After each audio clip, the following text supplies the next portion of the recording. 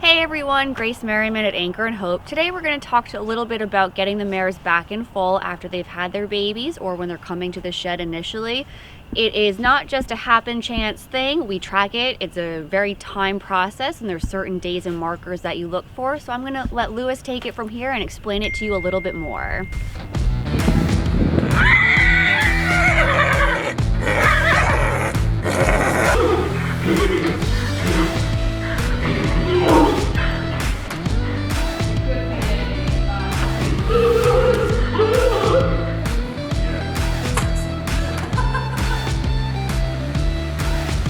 Our whole job is to get healthy foals on the ground and then get them back in foal to our stallions.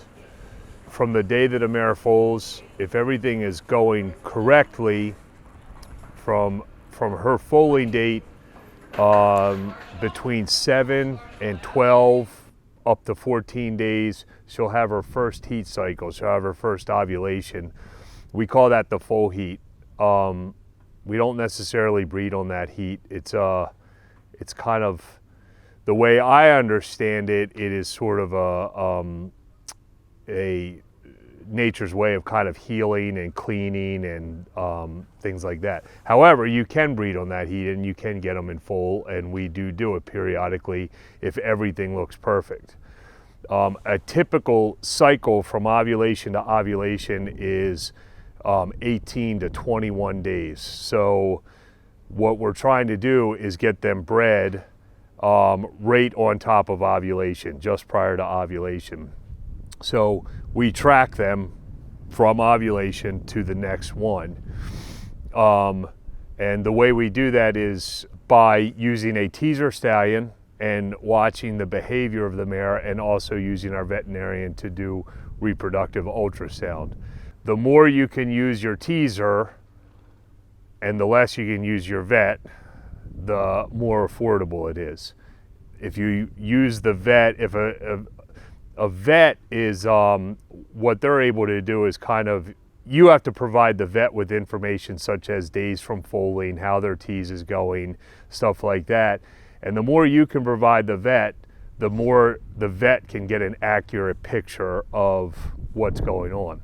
So we have a stallion on this farm, or actually we have two that are called teaser stallions, and we use them to interact with the broodmares to judge the broodmare's behavior. And I have a tease list. I write a tease list every other day, and I have little symbols and letters and whatnot that I write down to grade their behavior.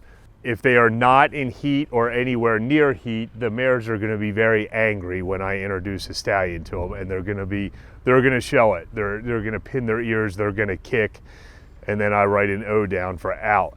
And then there's various degrees from out to hot. Hot is what you want to see when they're starting to get to the shed, and you will, over the course of that 2.5 to 3 week period, their behavior is going to change dramatically towards the stallion. So I'm tracking that behavior. I take the stallion out. I have my list. I write my symbols next to each mare. I take it back to my broodmare book. I enter it in my broodmare book, and I keep tracking them. And my goal is to check them with the vet one time before they get bred. I can pretty much, between counting days, knowing the mares year after year, knowing the teaser, I can get pretty close to pinpointing the day. Mares aren't always the same year over year. We have a mare right now that we've been waiting to foal for 20 days, 366 days now. Her gestation has lasted 366 days this year. Last year she foaled 320 days. So they do not always follow the same pattern. It depends how many foals a mare will have over the span of her lifetime. We have mares that just have one every year, no problem. She can handle it fine. There are some mares that age faster than others, and so they would retire earlier. We've had mares that are 15, 16 years old that really are not reproductively sound anymore. At this farm, we have mares in their early 20s who are still reproductively sound. So it's really just an individual assessment of how the mare is doing as she gets older. There are certainly, they can have foaling traumas that will render them reproductively sound or unsafe to, breed and carry a live foal for next time, so that might force an early retirement. So it just depends. Angel Park had a pretty traumatic foaling last year, and she bled after she delivered the foal, and we were pretty worried about her. We kept her quiet and comfortable, and she got through it fine, and she conceived, and here she is ready to have her next foal without complication. There are other mares where they might not have recovered like that and would have had to either skip a year or had permanent damage and not been reproductively sound again. As a mare is starting to show that she is receptive to the teaser stallion, then I pick a date to put her in front of the veterinarian, and the veterinarian uses an ultrasound machine and then gives me more information. Essentially, the couple things we're looking for is a follicle and follicle size.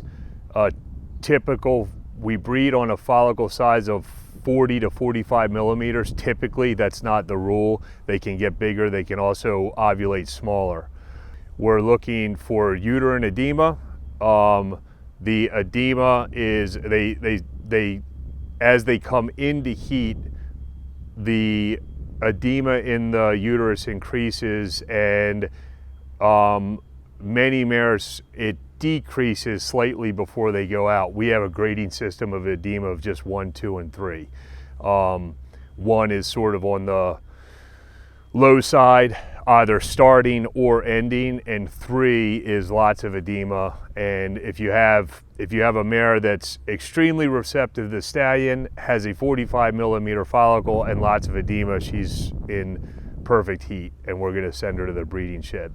The other thing the vet is looking for is signs of trouble. The main one would be fluid in the uterus. Fluid in the uterus is a sign of infection. Normally, not always, sometimes mares can have fluid in there that only lasts around the time of breeding. But that's what we're using. We're putting kind of the whole puzzle together, and the vet sort of fills in the last piece of the puzzle. And once we determine that it's time to for the mare to be bred, we take her to the breeding shed. She's covered by one of our stallions. I continue to tease her, and we usually check her 2 days later with the vet to ensure ovulation.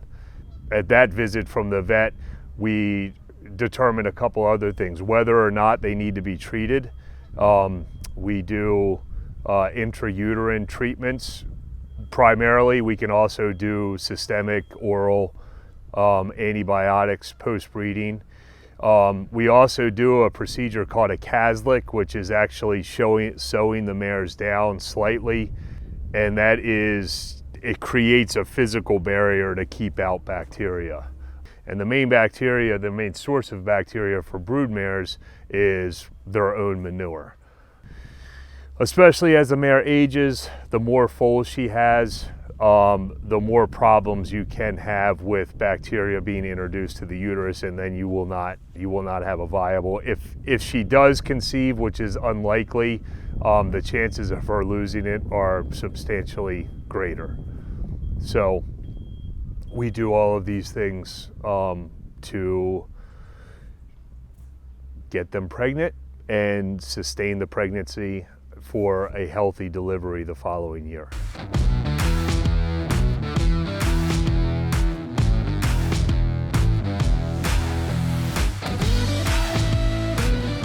Hey everyone, I hope you enjoyed the video on how we get the mares back pregnant. If you have any questions, let us know in the comments below. Give us a like and subscribe, and we'll keep you updated with the pregnancies.